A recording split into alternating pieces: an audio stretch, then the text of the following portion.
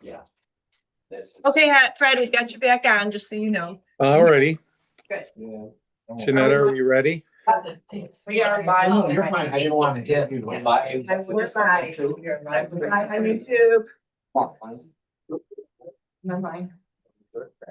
Oh, there, I don't know, I'm not sure, On Friday. but I'm still in Zoom if it wasn't kicked out, right? I can see all of you, so Yeah, so we're still on. you're still on. I went off my service first. Okay. How are you doing? I'm doing pretty good. It's just busy. Somebody has to be in Albany, you know. When Tim isn't here, I guess I'm supposed to show up in Albany then, just to keep things going. But we'll see. We ready to start, Jeanette? We are ready to start. Okay. Welcome to the March meeting of the Audit, Finance, and Budget Committee of the Buffalo Fiscal Stability Authority. I will first call the roll of the committee members present. Director Sanfilippo? Here. Director Keenan? Here. And myself, so we have quorum. We will begin with the first order of business, which is the approval of the minutes from the September 22nd, 2025 meeting. A copy of the minutes and the accompanying draft resolution are located in the board book under tab 1. Do I have a motion to approve? So moved. Second. Okay. Any discussion? Any changes? Hearing none, all those in favor say aye. Aye. Opposed? They pass.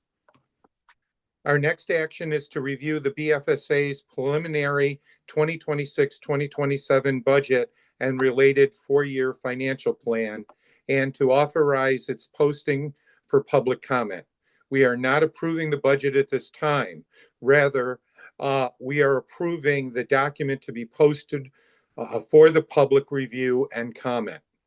This document will be posted on the BFSA website and provided to all city public libraries for public posting. Any public comments received on the budget will be forwarded to this committee. The preliminary budget is provided under tab 1 of your board book, along with the accompanying resolution. Executive Director Rowe, will you please comment on the budget? Thank you very much. Our budget as presented has been developed in a conservative manner with focus on keeping costs for operations reasonable. Staff-related expenses continue to represent the largest category of our budget and is equal to approximately 80% of the total budget. The salaries line is proposed to increase 3.8%.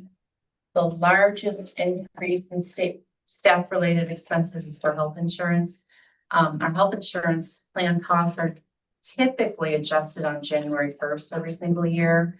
I say typically because there was at least one instance where we had a mid-year increase as well, but our increases have been 10% year over year on average.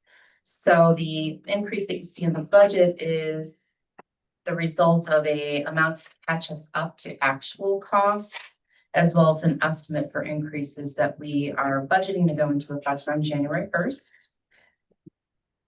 The second largest increase is in pension expense. This is in function of both increases in salaries, but there's also increases in contribution rates across all pension tiers. Remaining BFSA costs increase $4,380. Rent is estimated to increase by $1,000. And an area I did just want to bring to your attention was in the area of technology. So beginning with 2021, we piggybacked off of the federal stimulus programs that were provided to the state, and they had an overabundance of equipment. So we were able to get our computers at no charge through New York State, but that has now ended, and we will be recommencing purchasing computers for BFSA staff. So that replacement rotation plan is reflected not only in the budget, but also over the financial plan. And for 2027, we have budgeted a copier printer replacement, which is reflected in depreciation expense. So the amount is budgeted to increase by 1,980 in 2027 and increases incrementally over the financial plan to reflect these anticipated acquisitions. I would like to express my gratitude to our controller, Claire Waldron, for all her work on this. It was a lot, and I very much thank you. It's a very good document in front of us, and so thank you. And I'll take any questions on the budget you may have. I have a few questions as it relates to professional fees. Yes. Sure, go ahead. I'm looking at actuals for fiscal year 2025. And like legal fees are 6,090, 3,805 for other professional fees. So you had actuals of 31,595. You're forecasting for 2026 as 48,400. But the budget, your budget was 120,400. So I'm just curious, when you're looking at the actuals of 2025, you're looking at the forecast of 2026 at 10,000, and it goes up to 40,000 for that, for legal fees. And then when you talk about other professional fees, you're forecasting 15,000, but you budgeted 52,000. So and then you're budgeting 40,000 once again for 2027 and 52,000 again in other professional fees. So for the most part, you're going from 31,595 in actuals in 2025 to the budget of 120,400 in 2026. And then you're going up to 121,200 in 2027. I'm just curious as to what the basis was in raising those fees significantly in the budget for those fees. So, you know, it's something I've always asked before, but it just seems a little excessive from a standpoint of what the actuals were versus what you're projecting in the budget. So I can explain it in two different areas. First of all, the budget to budget amount has remained unchanged. So when we look at it from a budget year to a budget year, those amounts have been consistent from last year. Secondly, we only spend what we need to spend. So those amounts are budgeted for the desire of the board. What type of special studies the board may want us to enter into that we don't have the expertise in-house to conduct.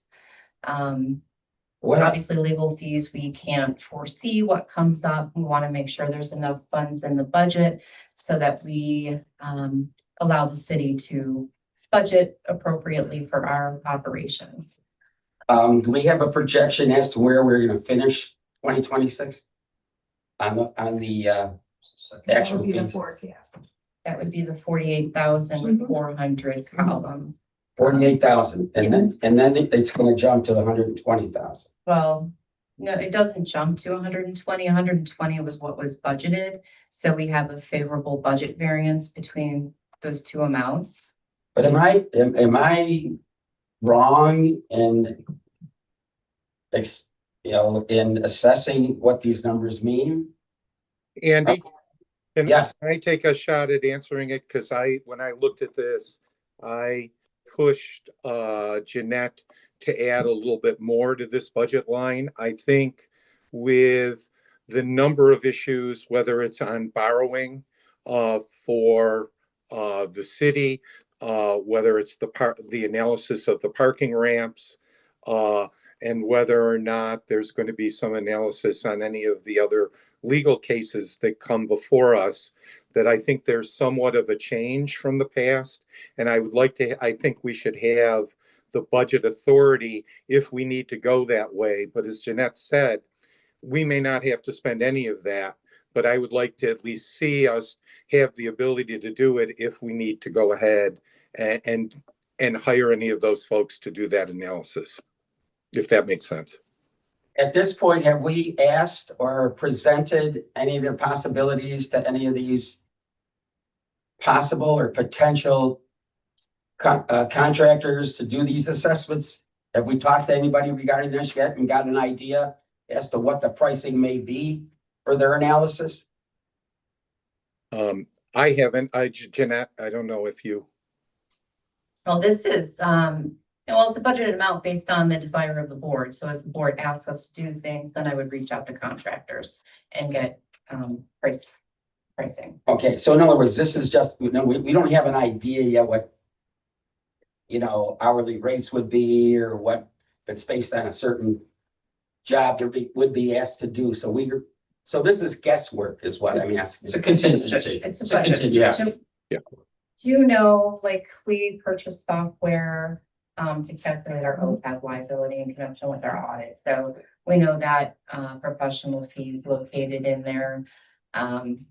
So But that's routine, isn't it? it is, but that's the line that it comes out of. Okay, But I'm then assuming the that the other- legal fees at $10,000 is pretty much standard. I'm sorry. The $10,000 that's in there for legal fees, which are probably connected to what you just described as. No, that's not Rich Grimm's fees to us. So that'll vary depending on what work is required from McGovern and Grimm. That's your questions? Somewhat. I just want to. I'm just looking Clear. I was just looking at the comparables. To see, like I said, the excessive, from the actuals to what's being budgeted, that's all. And I'm Right, just- I don't want you to think the expectation is automatically that we're gonna be spending 121,000 in professional fees. It's available to the board in the event that there are special studies requested, Mhm, but that doesn't mean you have to spend it. I get it. And am I correct in that if we don't spend it, it gets transferred back to the city as unspent? That's correct. Okay, thank you.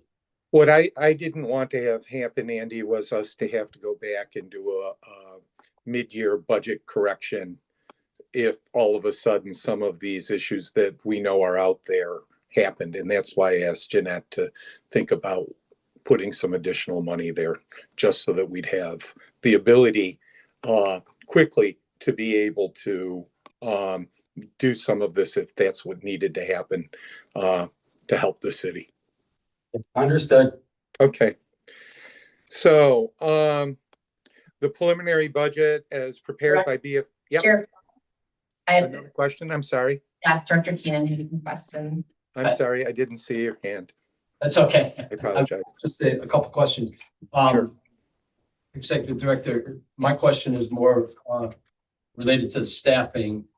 Do you feel that the Buffalo Fiscal Stability Authority is adequately staffed now? And I'll add a second part of that, and that is if we found ourselves going to a control period instead of an advisory, would that have any impact on the need for staff? Right now, we've had a vacant position in our office, so I do intend on filling that vacant position.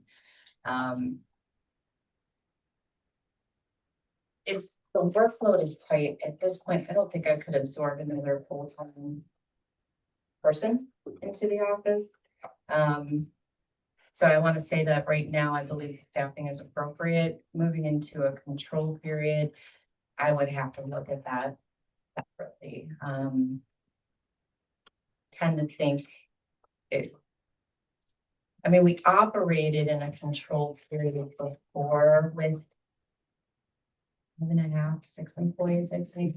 I'd have to go back. Actually, that was gonna be my next question. When we were in a control period, how many staffers do we have? It varied. It varied depending on year. So in the early years, there were more. There was 6 or 7. And then beginning maybe around 2009, there was the 5 of us, and we conducted work, 5 full-time employees. Since we went to advisory, we moved the controller into a part-time position. And so we might be looking at another half, person. Having worked with the administrative assistant position vacant a while, what is your feeling? Would you be able to get by with that as a part-time job instead of full? And I know you said that there's been a challenge finding someone to work at that salary. Would it help your or hurt your position if it was a part-time instead of a full-time position? I think considering when I look ahead at the requirements of our office and the work that's going to be coming our way, I do think it needs to be a full-time. Yeah. I don't know if it helped you attract someone Right, might want more flexible. I considered it, yeah. Thank you. Any additional questions? Okay. The preliminary budget as prepared by BFSA staff commences the public comment period.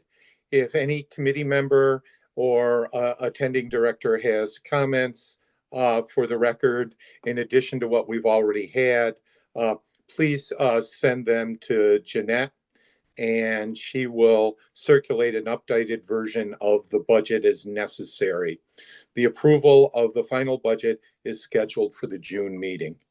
May I have a motion to authorize staff to post the preliminary 2026-2027 budget and related four-year financial plan on the BFSA website and in the city public libraries? So move. Okay, second. All right. Is there any discussion? Seeing none, all those in favor say aye. Aye. Opposed? It passes.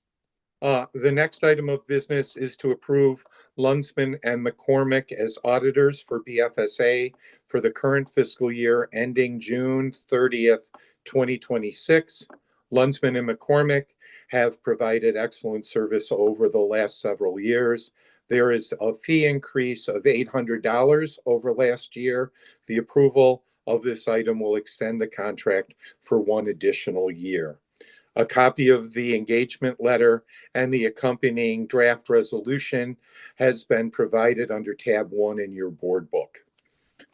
Are there any questions at this point?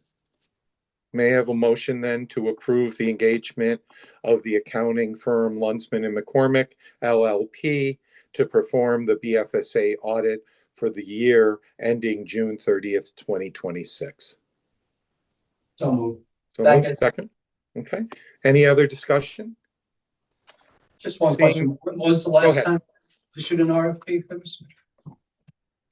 Jeanette? It was over 10 years What would trigger doing a new one? ago. There's no triggering mechanism. The fees have been very low and we've been very happy with the service, so we haven't had a business reason to go out and do it, but we could have.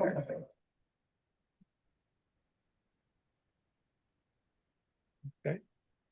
Any other questions? If not, all those in favor of the engagement letter, say aye. Aye. Opposed? It passes. The next item of business is the annual reporting for the 2026 to this committee from the Internal Controls Officer regarding testing and related findings. The Internal Controls Officer is a statutory required appointment. Internal control memos are included under tab 1 of your board book, and the Internal Controls Officer, Bryce Link, will share his report with us now. Bryce? Thank you.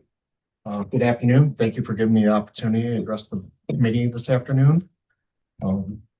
Today, I'm speaking in regards to my position as the Internal Controls Officer.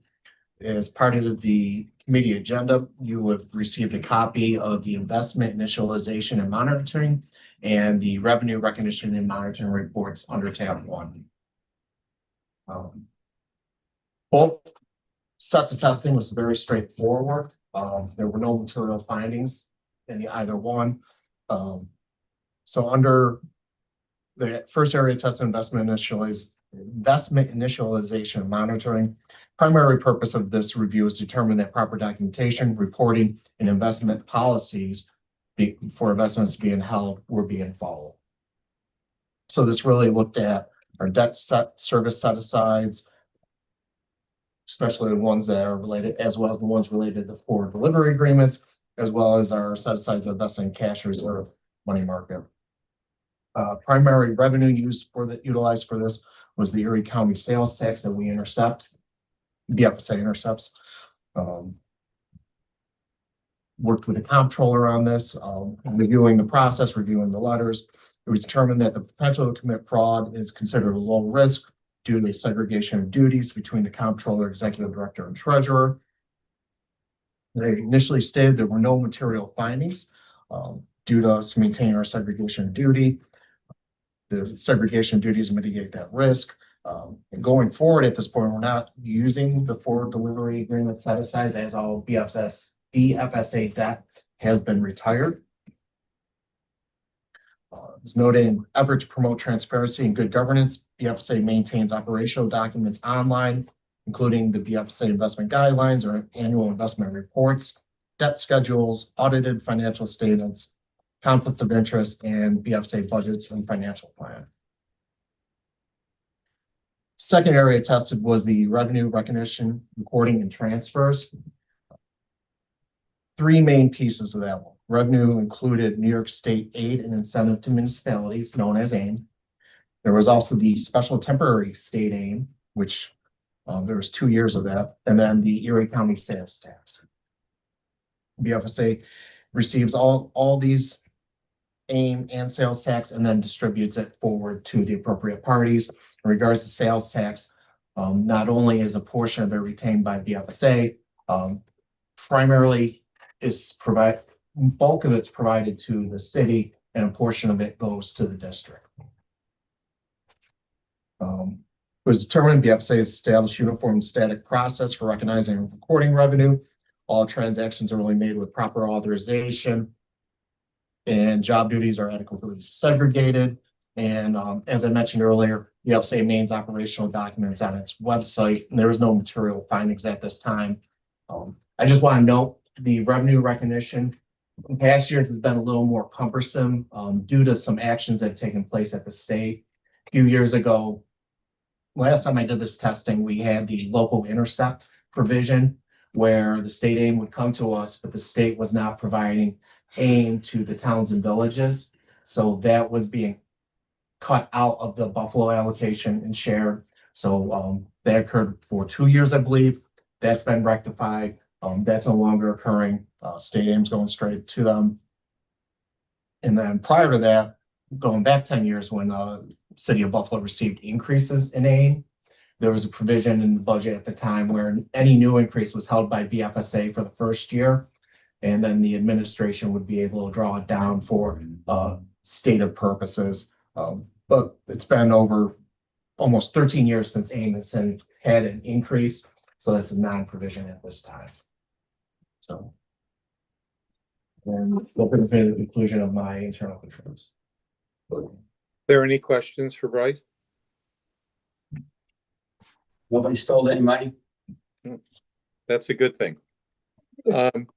Thank you, Bryce. I know it's a lot of work and I appreciate all of this. And Claire, thank you for your work on our budget and financial plan. Is there any other business to be considered before the committee? If I've heard none, I'll accept the motion to adjourn. Moved. Second. Okay, all those in favor say aye. Aye. We are adjourned. Thank you, guys. Hello, Aaron, how are you? Ah.